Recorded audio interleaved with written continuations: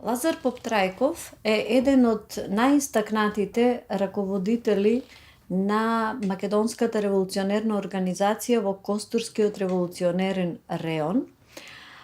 Тој е познат учител, раководител, организатор, војвода. Тој уште од најрани години се вклучил во македонското револуционерно движење и станал член на внатрешната македонска револуционерна организација. Во колективната меморија на македонците во Костурско останал забележан како борец за слободата на Македонија, борец против турската војска и борец против гркоманската пропаганда во овој дел на Македонија. Една од личностите во македонското национално и револуционерно движење, кој ги надминал локалните рамки каде се борел, а тоа е Костурскиот револуционерен регион, и станал синоним на македонскиот непокор во неговата борба за слобода и автономија. Ова во своите спомени го забележал и Анастас Лозанчев, кој што за оваа категорија на македонски револуционери и на македонски дејци едноставно ќе запише дека тие просто се сраснуваа со организацијата. Македонската револуционерна организација имала огромна поддршка кај македонскиот народ во сите делови на етнографска Македонија. Костурскиот реон бил еден од најдобро организираните, а за тоа голема заслуга имали и локалните раководители на организацијата. Лазар Поптрајков бил меѓу најпрепознатливите македонски револуционери, кој оставил траен белег со своето дејствување и организаторски способности.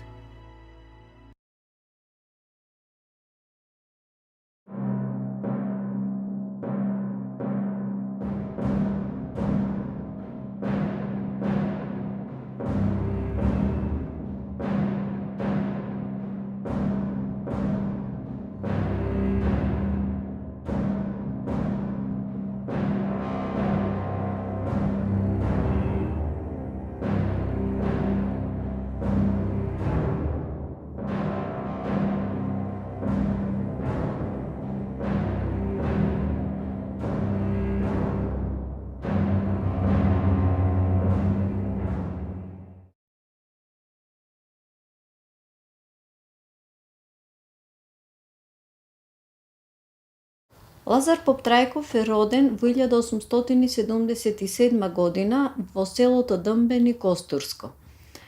Своето образование го започнал во својот роден крај. Потоа продолжил со своето образование во Солунската екзархиска гимназија и во учебната 1896-97 година Лазар Поптрајков, како ученик во 6-ти клас од оваа гимназија, земал учество во ученичкиот бунт против екзархиските учители во гимназијата. Овој бунт бил организиран од членовите на внатрешната македонска револуционерна организација, кои што биле ученици во оваа гимназија. Како еден од водачите на бунтот бил и Лазар Поптрајков, поради неговото учество во бунтот. Поптрајков бил исклучен од Солунската гимназија во време кога бил запишан во 6-тиот клас. Веднаш потоа, младиот костурски револуционер заминал во Софија, откаде упатил писмо до екзархијата во кое ја објаснил работата на учителите во гимназијата, против кој го кренал својот глас во ученичкиот бунт. Екзархијата го сменила првобитното решение и му дозволила на Лазар Поптрајков да се запише во 7-миот клас на Солунската гимназија. Под притисок на тогашната јавност, Поптрајков сепак бил вратен во гимназијата и повторно бил запишан, пошто ја завршил за еден пократок временски период. По завршувањето на гимназијата, Лазар Поптрајков се вратил во неговото родно село Дъмбени, каде што веднаш се вклучил во трескавична организација на населението и неговото вклучување во мрежата на ВМРО. Тие негови обиди почетни биле навистина успешни. Неговата организаторска активност била во моментите кога тој бил само 20 годишно момче.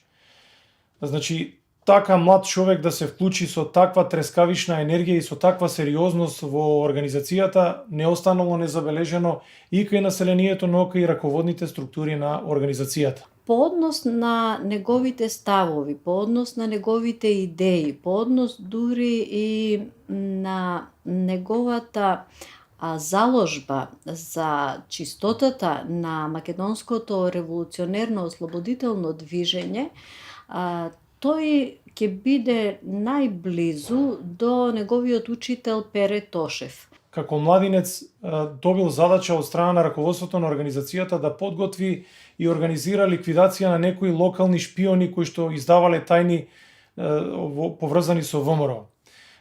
Таква една ликвидација на еден локален шпион во Костурско, во близина на селото Дъмбени, уште повеќе го зацврстило авторитетот на Лазар Поптрајков кај македонскиот народ.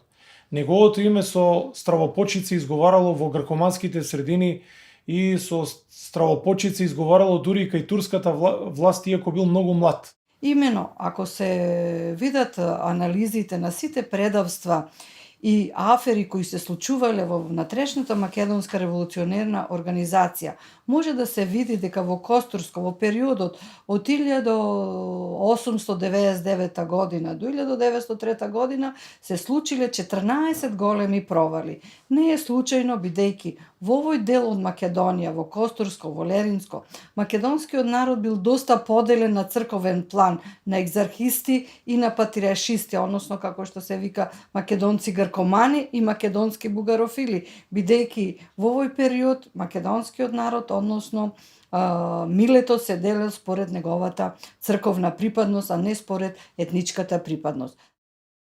Во ноември 1899 година, заедно со другар му Велјо влегол во селото Черешница. Влегувајќи во еден селски дуќан, Поп Трајков и Велјо не ги поздравиле турските заптеи, кои веднаш им се нафрлиле и ги совладале.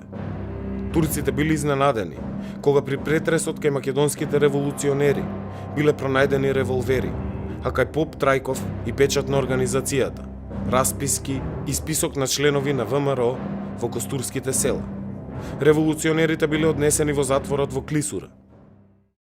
Турските власти го повикале учителот од соседното село, кој што го познава Лазар Поптрајков уште од неговите рани ученички денови, односно тоа бил неговиот учител од 3-то и 4-то оделение во селото Дъмбени. Неговиот учител на некој начин го спасил Лазар Поптрајков во оваа ситуација, значи и самиот учител бил член на организацијата, пред властите изјавил дека не го познава Поптрајков, а кога било побарано од него да ги погледне документите или хартиите што биле најдени кај Лазар Поптрајков, тој почнал да ги разгледува и сето тоа што било важно за организацијата го издвојувал на страна и го представил пред властите како некои неважни хартии и тоа што не било компрометирачко, значи го спакувал во едно пликче и им го дал. Од тука Лазар Поптрајков бил спроведен, значи тоа се случило во Клисура, потоа бил однесен во затворот во Костур. Тука одлежал 2-3 месеци и бил префрлен во затворот во Корча во Албанија. За време на неговите затворски денови тој често читал и се обидувал да оствари контакти со локалните албанци. Дури од некој локален албанец затвореник во затворот во Корча му било ветено дека по неговото излегување од затвор ќе му бидат обезбедени соодветно муниција и оружје за потребите на организацијата. Веднаш по неговото излегување од затвор во 1901 година, Лазар Поптрајков се вратил во Костурско и во родното село Дъмбени, и тоа токму во моментите кога од страна на организацијата бил назначен Гоце Делчев да изврши ревизија на Костурско и на тој југозападен дел од Македонија. Тие заеднички делувале тука во подготовката на организацијата за предстојното востание. Меѓу нивните активности тука е значајно и нивниот однос кон еден од членовите поранешни на внатрешната македонска организација кои што се одметнале и се ориентирале кон грчките пропаганди, односно влегле во служба на така наречената македонска борба организирана од страна на грчките служби. Тоа бил Коте од Рулја, но без разлика на однесувањето на Коте, значи и ставот на Гоце Делчев во принцип бил, ако може, сите елементи од македонското население да се привлечат повторно и да се активираат во редовите на организацијата и да се држат нели по таа организацијска дисциплина.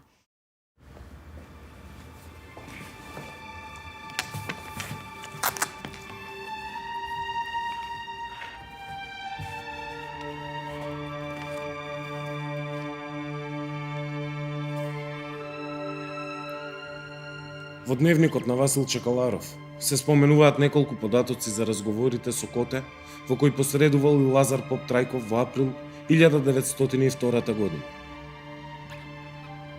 Му напишавме на Поп Трајков веднаш да се врати од Костур и приквечерта тој стигна. Го испративме Поп Трајков да го бара Коте. Го нашол во Статица. Му кажал на Коте за моето пристигнување и да имаме една средба, за да се случи помирување меѓу нас и да го признаеме за преспански војвода. Коте се согласил да се видиме и заминал за Трново. Тој му раскажал на Поп Трајков дека Петров бил убиен од некој учител од Преспанско, од невнимание. Како што си играл со револверот, му се испуштил и тешко го ранил во главата и по 6-дневно боледување умрал. На други луѓе, Коте и неговите другари, им раскажувале дека имале средба со турска банда и убиле 10 турци. И тогаш бил убиен Петров. Поп Трајков ни напиша за гори изложеното и не повика да се сретнеме во Брезница. Согледувајќи ја штетата која по револуционерното дело ја предизвикувала поделеноста на македонскиот народ на црковен план, Лазар Поп Трајков бил еден од македонските застапници кој се залагал за помирување помеѓу македонците поделени со патриаршијата и екзархијата. Во овие рамки тој затоа можеби за некои оценки кои ги даваат, можеби наивно, барал да се помири со Коте од Рулја. Меѓутоа на пат за Македонија, Лазар Поп Трајков во Скопје бил откриен од страна на турските власти и бил затворен во затворот Куршумлијан. Таму останал се до февруари 1903 година, кога била прогласена амнестија и Лазар Поп Трајков бил ослободен од затвор. По ослободувањето од затвор, Поп Трајков се вратил повторно во Костурско и заедно со неговите соборци Васил Чакаларов, Лазар Москов, Манол Розов и други костурски револуционери работел на подготовките на населението за кревањето на Илинденското востание. Објавувањето на Илинденското востание костурското раководство на ВМРО и самиот Лазар Поп Трајков како негов началник го пречекал со воодушевување. Тој напишал едно кратко писмо до сите костурски села во кое што ги повикувал масовно да востанат за извојување на автономија на Македонија и да се приклучат на било кој начин со оружје или без оружје во редовите на организацијата при извојувањето на слободата на Македонија. И токму затоа не зачудува фактот што на Смилевскиот конгрес при крајот на април 1903 година, кога се одлучувало за дигање на востание во Битолскиот револуционерен округ, костурчаните и представниците од костурските организации револуционерни биле најцврсти приврзеници на одлуката на востание, придржувајќи се на она на Даме Груев дека подобро ужасен крај отколку ужас без крај.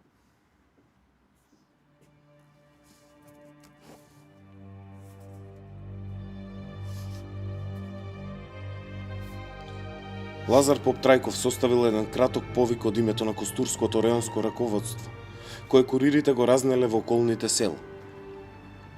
Востанието е објавено денес.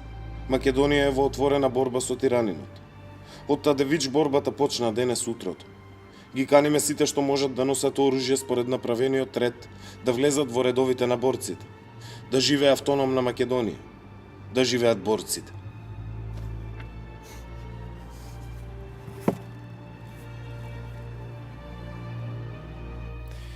Поп Трајков во предвечерието на Илинденското востание учествувал и на Смилевскиот конгрес на ВМРО, каде бил избран за резервен член на главниот штаб на Битолскиот револуционерен округ на ВМРО. Тоа значи дека добил високи позиции во Битолскиот револуционерен округ на организацијата. Еден од најзнаменитите моменти во таа негова борба за македонската слобода и автономија е битката на Локвата и Вињари, близу до Дъмбенската планина, односно селото Дъмбен или родното место на Лазар Поптрајков. На оваа планина, на овие два врва се води една херојска борба помеѓу македонските револуционери заедно со Лазар Поптрајков, еден од водечките личности, и османскиот аскер, еден нерамен бој во кој македонските револуционери покажале невидена храброст. Така што Лазар Поптрајков таа нивна храброст ја опишал во неговата поема Винјари и локвата, една прекрасна епопеја на македонската борба за слобода. На 31. мај 1903 година Лазар Поптрајков заедно со здружените костурски чети учествувал во битката против турската војска кај местноста Локвата и Винјари. По победата на комитските чети, Лазар Поптрајков ја напишал поемата Локвата и Винјари во која се опишува битката со турската војска. Пак доаѓам при вас, о врвови вишни, по планини жедни низ безводни спили, да видам јас крки и долинки скришни, што крвта ги багри на јунаци мили. Сте честити сега, ве разбудиете на штикови ледни дрнкањето остро и громко тура, и Турчин се смете млад војвода дека командува просто. Во битката на Локвата и Винјари, здружените чети на организацијата од Костурско извојувале голема војничка победа над турската војска. При тоа биле убиени неколку десетици членови од комитските чети, додека турската војска имала загуби од околу 100 војници. Карактеристично за него после оваа битка е неговата идеја да се направат и првите одликувања на македонската револуционерна организација. После битката се доделени 35 свидетелства за учество во битката, односно свидетелства за храброст. Оваа идеја произлегува од Лазар Поптрајков како реонски началник. Доделени се 35 свидетелства. Свидетелствата биле 3 вида. Свидетелство за голема храброст, свидетелство за храброст и обично свидетелство. Кон крајот на јуни 1903 година во Костурско пристигнале членовите на главниот штаб, Даме Груев и Борис Сарафов, кои требало да остварат средба со костурските раководители на ВМРО. Средбата се одржала во Вамбелската планина, при што од костурчани учествувале Чекаларов, Пандо Кљашев, Лазар Поптрајков и Манол Розов. По повод победата на четите на ВМРО на турската војска кај местноста Локвата и Винјари, Лазар Поптрајков подоцна и напишал поема со истиот наслов Локвата и Винјари, во која што детално ја опишал битката со турската војска и големата победа што четите на организацијата ја извојувале во оваа битка во предвечерието на Илинденското востание.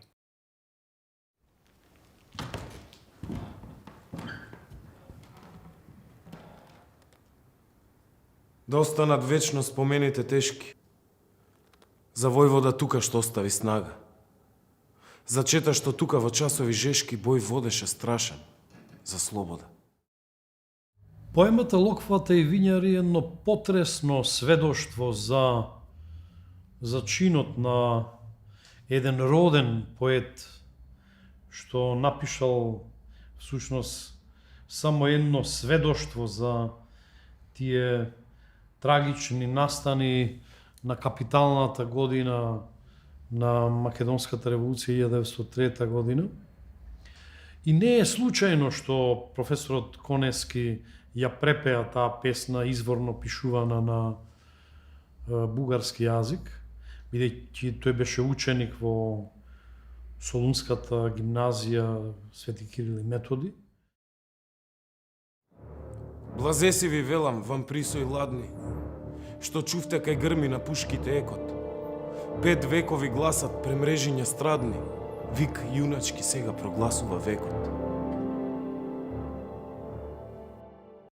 Поетиката на Лазар Поптрајков, таа е врзана за амалгамот на тој вид на егејска поетичка меморија што денес ја нарекуваме, и во самата лексика на поемата. Неодамна тука, по терата клета ја чекавме да ја уништиме ние. Ја обзеде радост дружината што може да бие, а не да се крие.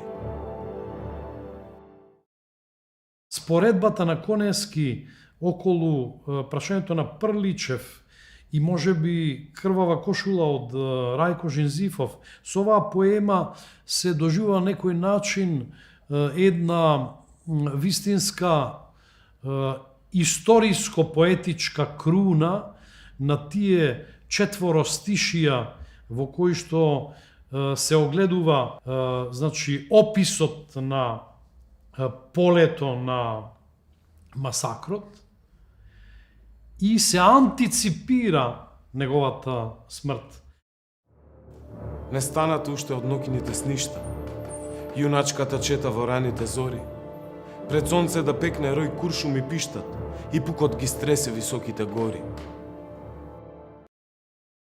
Поезијата на некој начин е таа античка нитка во судбината на Лазар Поп-Трајков, бидејќи таа останува единствениот тестамент на неговиот живот и една можност за реконструкција што всушност се случуваше на тлото на Македонија во првата деценија на 20 век. Се истури грмеш од стражите предни и купишта турци попаѓаа. Се прснаа сите, исплашени, бедни, што мура се зачу, што мчетата спука. Лазар Поп-Трајков го претвори својот живот во поезија и затоа во тој бескрај на тие големи имиња на македонската историја можете да го најдете во споменот на голем број песни испеани за него во егејската традиција, можете да го најдете во Македониумот во Крушево, неговото име. Удирајте право, да не мине никој од овие наши насилници клети. И целата чета го подзеде викот пред тешката сила, без уплав да сети. И можете да го најдете во звукот на костурската традиција од времето кога во костурските цркви работеа истите мајстори што ги насликаа фреските во Охрид и во Нерез и во Курбиново. За одмазда жедна, сплотената чета, со куршуми бие со зборови гласи. Тиранството долу, со слобода света, македонска земја, прославена да си. Лазар Поп-Трајков со својата 26 годишна одисеја, со својата судбина и со поемата Локвата и вињари, препеана од професорот Конески, на која тој припишува одредена хомеровска димензија со оглед на тоа што меѓу Илијада и поемата на Лазар Поп-Трајков постојат милениуми духовна разлика, но чинот на општата историска меморија низ македонската гледна точка преку Лазар Поп-Трајков се издигнува на едно трагично рамниште за тоа дека допрва предстоеше разврската историска на еден младич кој што ја однесе во својата бесмртност тајната на една возвишена љубов која што сакаше да ја претвори во поезија. За време на Илинденското востание Лазар Поп-Трајков учествувал во сите позначени битки во Костурскиот реон. Меѓутоа, уште во септември 1903 година Лазар Поп-Трајков имал жесток судир со турската војска и четите што тој ги предводел на планината Нидже, во близина на селото Пожарско-Мегленско. Во таа битка гради во гради со турската војска, комитските чети предводени од Лазар Поп-Трајков извојувале голема победа и го пробиле турскиот обрач. Меѓутоа во битката загинал еден од војводите, Манол Розов. Лазар Поп-Трајков и неговите соборци и останатите војводи со ножеви им ги ископале гробовите на Манол Розов и на останатите загинати во битката и селаните од селото Пожарско местото го нарекле Розов камен во чест на загинатиот војвода Манол Розов.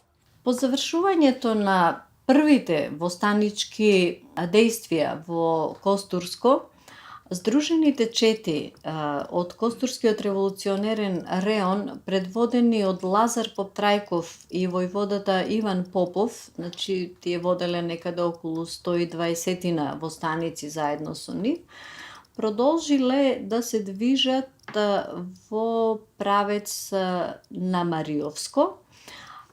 Тука требало да се сретнат со Здружените чети на Пере Тошев, на Ѓорче Петров и да одработат една заедничка акција за прекинување на железничката линија Воден-Лерин.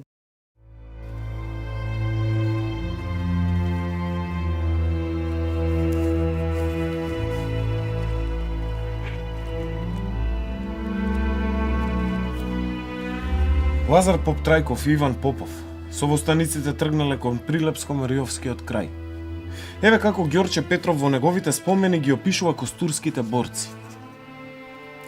Грозен впечаток ми направија, што сите беа капнати, голи, боси, како цигани, и насекаде гонети од војската, изгладнети беа како волци.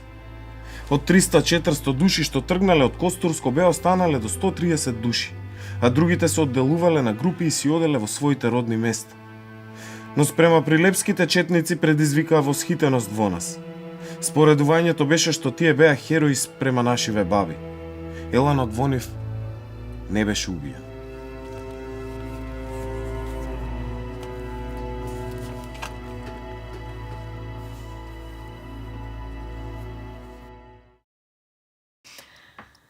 Тие чети, костурските и прилепските, се сретнале во Мариовско и кај селото Чаништа на 2 октомври 1903 година се судриле со турските војски и башибозуци.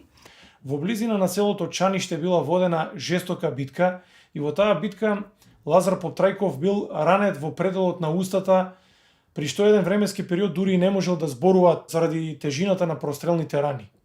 Во една ваква ситуација се видело дека Илинденското востание е при крај.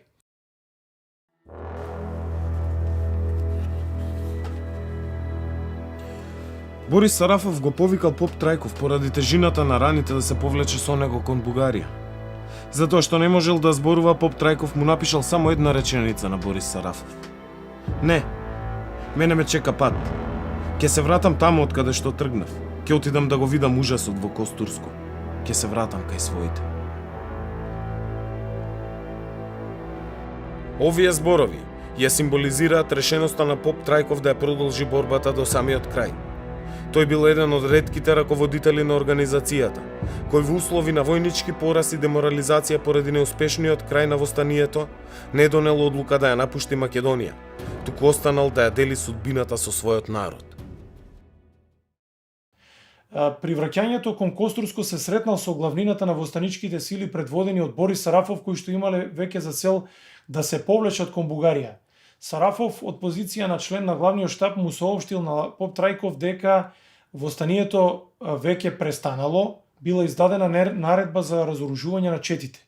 Меѓутоа Поптрајков заедно со војводата Иван Попов и со некои локални костурски војводи решил повторно да се врати во Костурско и да остане во Македонија, да не ја напушта територијата на Македонија. Текот на овие борби во Мариовскиот крај Лазар Поптрајков кај селото Чаниште добил една нестрекна прострелна рана во устата и во јазикот, така што еден период речиси бил онемен и не можел да зборува, но сепак не сакал да се откаже од борбата, ниту да замине да се лекува во Бугарија, каде вообичаено нашите револуционери отиделе таму да се одморат, да се излечат од раните, туку сакал да остане и да го види целиот ужас што се случил во неговиот Костурски крај по завршувањето на Илинденското стане, односно некаде во октомври 1903 година. Така тој се враќа во правец на својот роден крај, но морал да побара и помош од некој за да може да си ја лекува раната и се ориентирал кон местото каде што бил Коте со својата чета Поп Трајков, мислејќи дека Коте сепак не е до тој степен одроден, значи неговиот карактер, неговата честност, најверојатно не можеле да поверуваат дека некој може да оди во таква негативна крајност, како што бил Коте. Во кое што стоело дека бил ранет и барал од него да го прими на лечење. Ѓорги Поп Христов на тоа се согласил, но тој пишува дека од неразбирливи причини наместо кај него Поп Трајков заминал на лечење кај Коте од Рулја, за кого не знаел дека преминал веќе отворено на страна на грчката вооружена пропаганда. Ѓорги Поп Христов во своите спомени ги истакнал деталите за убиството на Лазар Поп Трајков. Во Мариово падна убиен Манол Розов, а Лазар Поп Трајков беше тешко ранет. Есента пак се враќаат во Костурско. Добив писмо од Лазар Поп Трајков дека е ранет и дека сакал да дојде кај нас. Го очекував да дојде. Но тој несреќниот наместо да дојде кај нас предпочитал да оди кај Коте. Последниот, како стар другар и познат, му ветил Божем да го лекува. Му се доверил. Тој изрод Коте, наместо да му направи другарска услуга и да му даде помош, го убива подло и ја испраќа неговата глава на костурскиот владика Каравангелис за 30 Наполеона. Коте од Рулја, препреден, лукав, како што го представуваат документите, расипан до крајни граници, продаден на грчката кауза и така натаму, навидом љубезно го прима, а потоа му ја одсекува ноќта главата и таквата осечена глава ја испраќа токму на Германос Каравангелис, јунакот на грчката наводна македонска борба.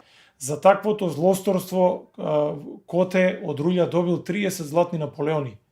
Значи Лазар Поп Трајков во тоа негово настојување дипломатски да делува, се помирил со Коте од Рулја и токму таа негова можеби таква наивност и желба да ги помири разединетите сили во македонското движење, тоа ќе го плати со сопствената глава, ќе го плати со сопственото убиство. Потоа главата на Лазар Поп Трајков е предадена на жителите од селото Апоскеп за да биде погребана во една гробница каде што почивале и други македонски револуционери, подосна наречена Бескрсната могила.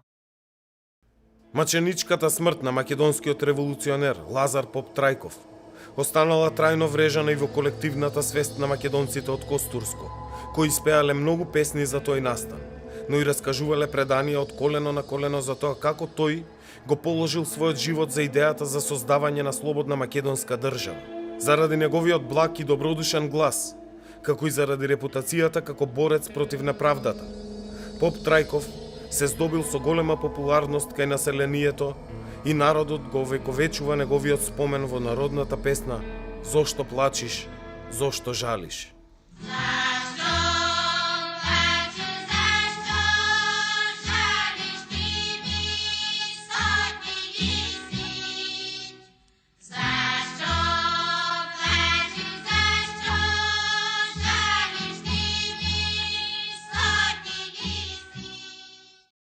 Имено при посетата на Музеот на македонската борба во Солун, една од централните фигури и личности која се слави како голем грчки херој заслужен за делото на еленизмот е Коте Христов, обележан во македонската историја како еден од најголемите предавници на македонското дело. Значи, чудна е таа балканска историја. Од едната страна, грците го слават Коте од Рулја како најголем херој заслужен за нивното дело, а од другата страна, Коте од Рулја за македонската историја представува еден од најголемите отпадници на македонското револуционерно дело, човекот кој го уби Лазар Поп Трајков. Во весникот Илустрација Илинден од мај 1929 година, во една од статиите му се оддавала почит на херојството на Лазар Поп Трајков, а за неговата маченичка смрт авторот меѓу другото напишал: Костурскиот крај беше претворен во пепелиште. Токму тоа го чекаше Коте. Тој прв се оддели од организационите редови и се сокри во непристапните планини околу родното село. Лазар Поп Трајков во тоа време го напушти местото на битката Ранет. Во битката кај Мариовското село Чаништа, непријателски куршуми беа му ги пробиле вилицата и јазикот. Тој речи си беше онемен. Во таа состојба Лазар Поп Трајков се упати кон скривницата на Коте за да бара за солниште и билка за раната.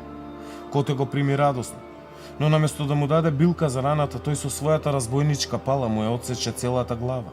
Откако ја одсече, му ја испрати како подарок на костурскиот грчки владика Германос Каравангелис. Навистина, со ликвидацијата на Лазар Поп Трајков, организацијата загубила еден од нејзините столбови во Костурско. Тој загинал на млади години, во 1903 година, кога имал 26 години. Меѓутоа, неговото име останало врежено во колективната меморија на македонците. Многу песни, многу преданија биле напишани во чест на војводата Лазар Поп Трајков. Во својата бурна биографија, тој младич од Дъмбени, кој што учел во Солунската гимназија Свети Кирил и Методи. Потоа се вклучува во револуцијата, издржува робија од 4 години. На некој начин е соговорник на целокупниот врв на Македонската револуција, почнувајќи од Голце Делчев до Сарафов, до Даме Груев, до Ѓорче Петров. И таа пресечена глава 1903 година всушност е показ за таа капитална година на македонската историја во нејзиниот пораз. За одмазда жедна, сплотената чета, со куршуми бие со зборови гласи. Тиранството долу, со слобода света, македонска земја, прославената си.